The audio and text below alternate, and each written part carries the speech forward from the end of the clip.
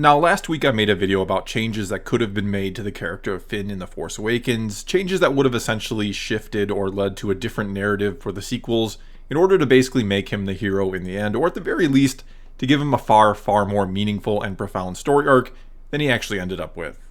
And the original goal was to just make it a short series where I really only covered Finn's story or his journey, but as I was working on the second part of that, or what I would have done with him in The Last Jedi, what changes I would have made there,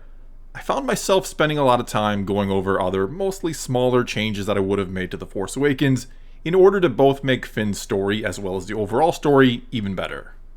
Along with this then, there had also been a lot of people in the comments of that first video who had rightfully pointed out that my big change at the end of the movie, where I would have Luke show up during the final battle between Kylo and Rey, and where Luke ultimately lets Kylo go because he doesn't want to risk giving into his anger after Kylo has killed Han, because he doesn't want to destroy Kylo Ren. He still wants to find a way to save his nephew, go figure. Anyway, there were a lot of people who pointed out that with that change, it wouldn't make sense that the whole movie would basically be about finding Luke,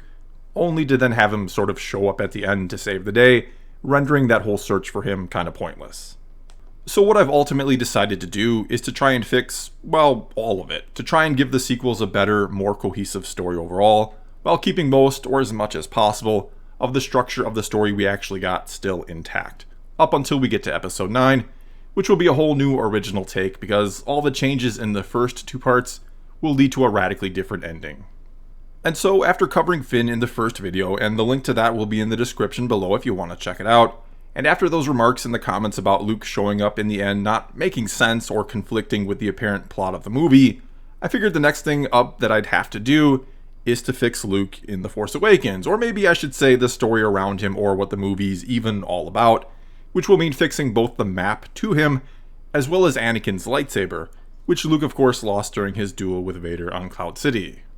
So what I want to do is sort of tie those two things together, the map and the lightsaber, and have them both make complete sense and sort of drive the story, because honestly, as is, the whole map to Luke thing doesn't make a ton of sense, or maybe I should say is very poorly explained and or very poorly interpreted. And the main problem seems to be, for whatever reason, a lot of people are under the impression that Luke left the map behind intentionally, that he may have even given a part of it to Lor San Tekka, when this is never actually stated anywhere. In fact, in the opening crawl of The Force Awakens, it's said that an old ally has discovered a clue to Luke's whereabouts, meaning somehow Lor San Tekka has gotten his hands on part of the very same map that Luke had used. And really, explaining all this with the map, where it comes from, and so on, wouldn't be such a big deal if it didn't get even more confusing, what with the other half of the map having been found in the archives of the Empire, as stated by Kylo Ren, and that it was also in R2's memory banks after, according to the novelization of The Force Awakens, he downloaded those archives and had to go into low power mode in order to sort through it all.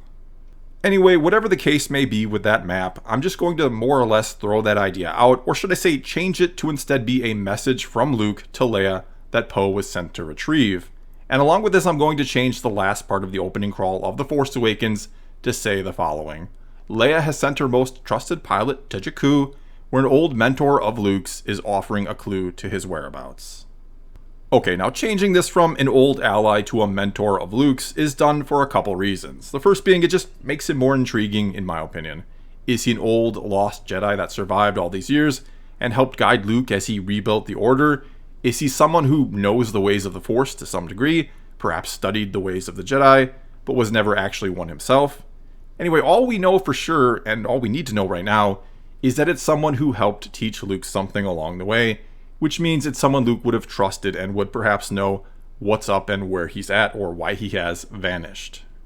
And so we could then open the movie after the whole introduction of the First Order, where we see them coming to Jakku, with Poe holding some type of small device and asking, I don't understand. If you've had this message for the General all this time, why give it to her now?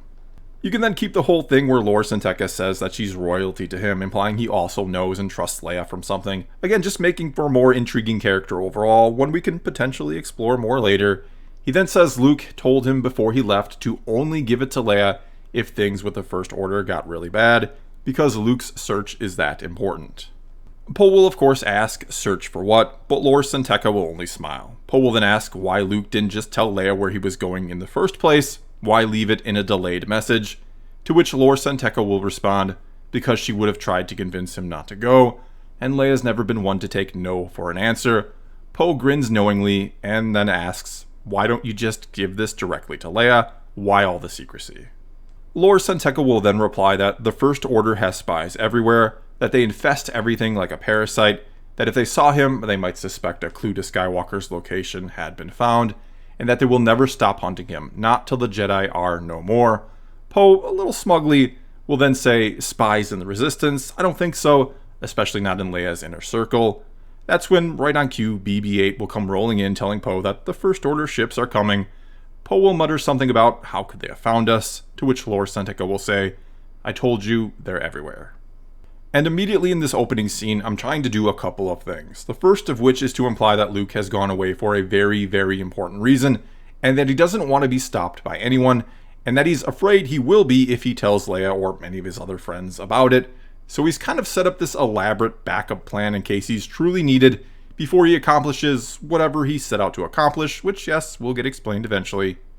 Anyway, I know this might sound a bit cheesy, but again, I'm trying to keep to the structure of the actual Force Awakens, more or less. Furthermore, I want to show that there has been more growth out of Luke, that this is kind of the opposite of what he did in The Empire Strikes Back, when he made a rash decision and dropped everything to try and go save his friends, that now maybe he's putting the greater good or his greater responsibilities above everything else. Another thing I'm trying to do is to quickly give a tone to the First Order right out of the gate, that they're like a parasite that infects and destroys everything, which is of course the opposite of a symbiotic relationship, and that they have spies everywhere, which will come much more into play in the next movie when we rework The Last Jedi. And all of this is because one of the greatest problems I see with the sequel trilogy is the First Order, though they're supposed to be like an extreme version of the Empire, instead feels like a weak, watered down version of it. And I want to fix that. I want to make them something to actually be feared from top to bottom, which is another reason why Finn, a former member of it, will be such a big, important part of the story.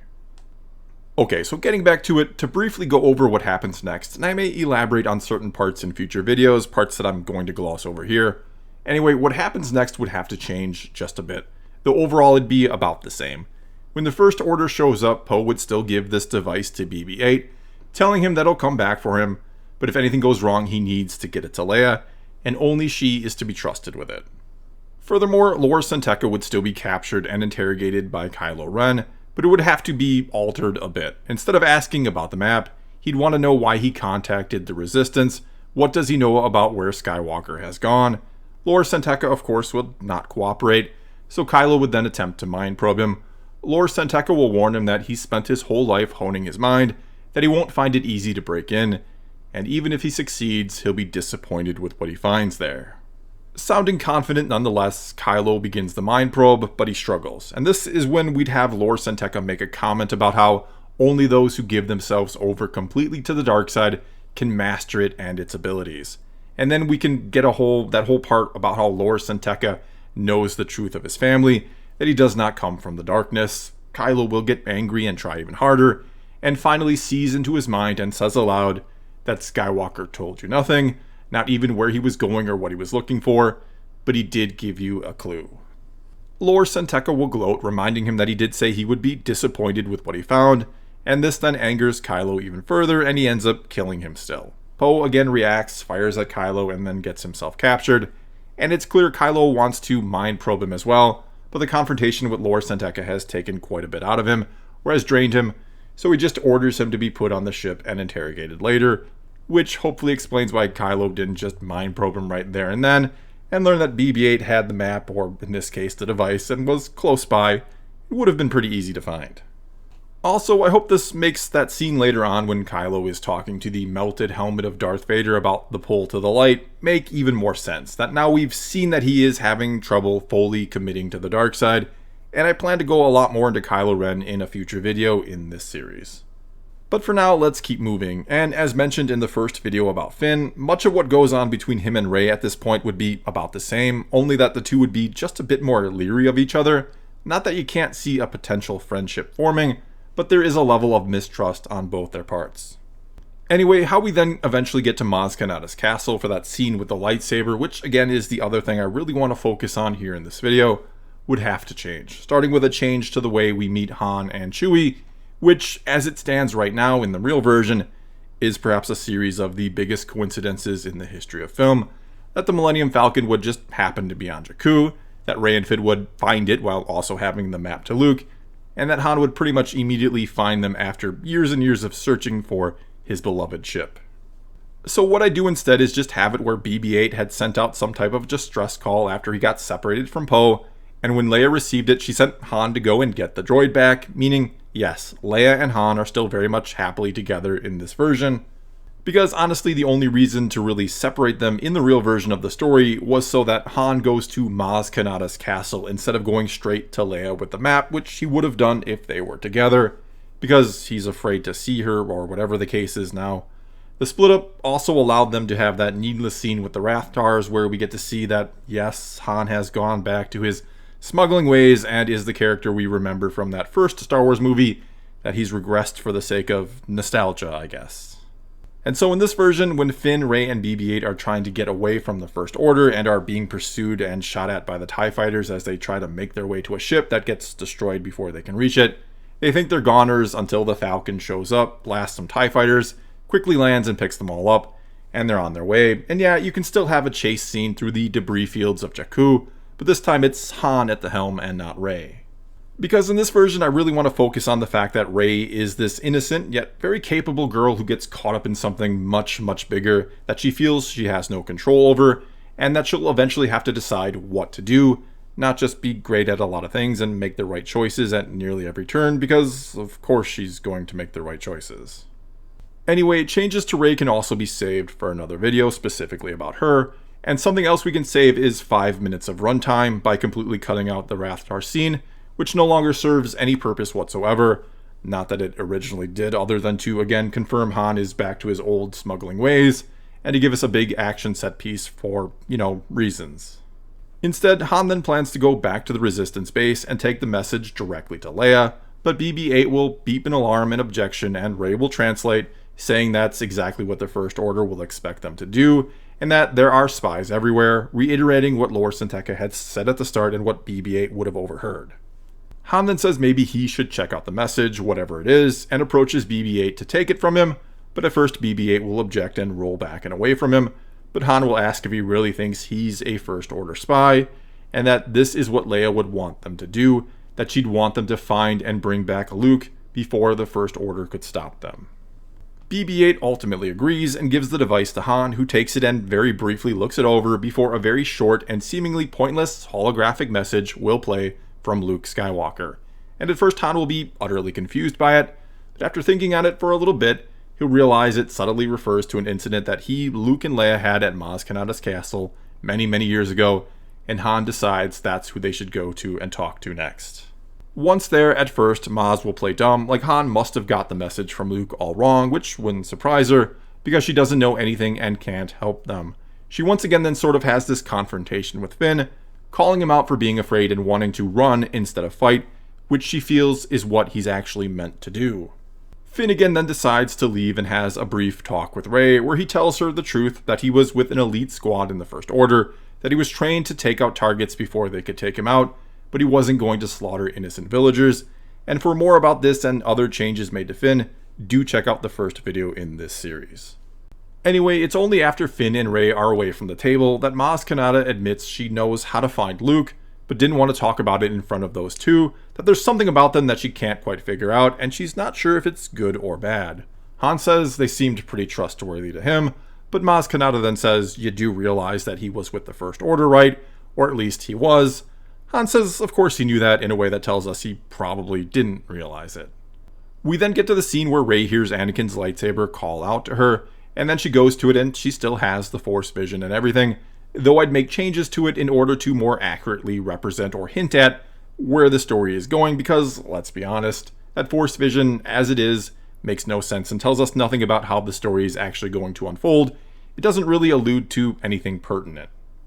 Anyway, I'll go over those changes to the Force vision in, you guessed it, a future video in the series, the one about Rey. For now, what would happen next when the Force vision is over is that Maz Kanata would basically explain to Rey that that lightsaber had been given to her by Luke Skywalker himself to hold on to it, that it was his father's lightsaber before him, and that he had recovered it from Cloud City after having a vision of someone else wielding it someone who would help him save his nephew and stop the First Order and defeat Snoke, someone that he feels was meant to find the lightsaber and then to find him. Rey, skeptical about all this, will ask why he gave it to her, why not just keep it if it's supposed to lead someone to him. Maz's answer will be that Luke has already long since found the first Jedi Temple, but now he's gone in search of something else, something dark that he wouldn't tell her about, and that Luke didn't want to potentially lure this person from his vision to this dark place, and that now that she's here, that Rey was apparently the one meant to find the saber, it's clearly time to bring back Luke, even if he hasn't found what he was looking for. Rey will of course reject all this and run away like she did in the real movie. Much of what happens next will be pretty much the same, with the big difference being that Maz Kanata, once the First Order attack begins, will tell Finn and Han that they have to keep Rey safe, that it's of the utmost importance, and she'll give the lightsaber to Finn, telling him to use it, and that he has to see it eventually get to Rey, of course. Maz will then leave them, and when they ask her where she's going, she simply says to bring back a Jedi, which will explain not only why he shows up at the end of the movie, but why he does it to save Rey.